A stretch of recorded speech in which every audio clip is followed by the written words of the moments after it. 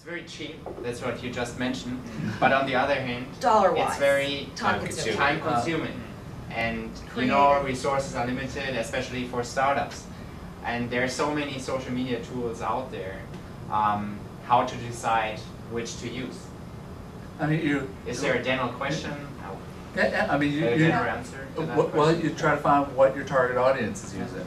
Yeah. What they're going to use, what you're capable of using. A blog is a great idea until, we don't have content programs, and geez, this was fun 3 months ago, but I still got a blog. Or just, I'm not a good writer.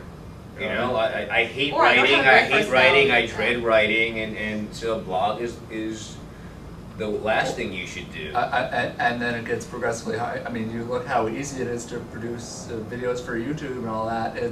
Very few people are talented at video production, and so, okay, maybe that's not your channel. Is the biggest drop, do you think, though? Is the main drop in the quality of people that speak these days?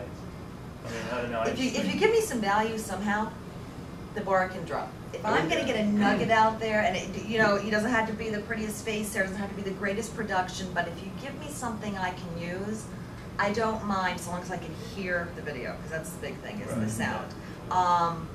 The bar can drop there, but the value can't go away. And it's not like, when it comes down to what are your competitors using, what can you deliver on? You know, a blog is seriously a commitment. What are you going to use it for? Customer service, communications. You can't go out there and just be like, we're so great. Every single blog post, it gets old after one. You know, you really think content programs.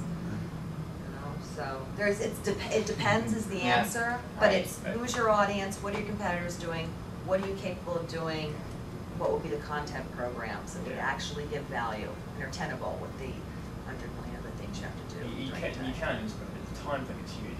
I struggle to keep my blog updated and do everything else you do when you kind of try to start a company. It's just tough because you have to think about what you want to write. You don't want to put something that's crap and it's going to let yourself down. You got to proofread it. You got to spend time to write it. It really is something to me. So don't underestimate that when you start it. I think. Right. And then just as key as you have to respond. In other words, if somebody posts a comment on there that is anything other than, wow, you guys, even if they say you guys are great, you want to write thank you, I'm glad you like us. So you've got to constantly maintain this dialogue, this conversation with people.